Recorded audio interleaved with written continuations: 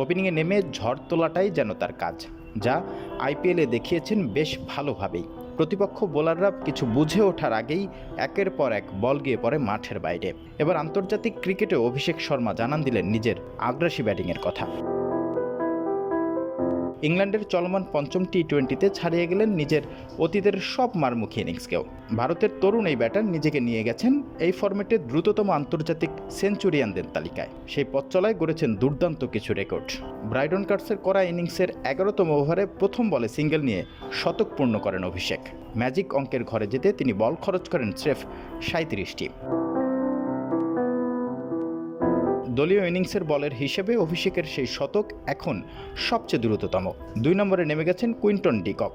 দক্ষিণ আফ্রিকার সাবেক এই কিপার ব্যাটার 2023 সালে ওয়েস্ট ইন্ডিজের বিপক্ষে সেঞ্চুরির দেখা পান 10 ওভার 2 বলে, অর্থাৎ অভিষেকের চেয়ে একটি ডেলিভারি বেশি।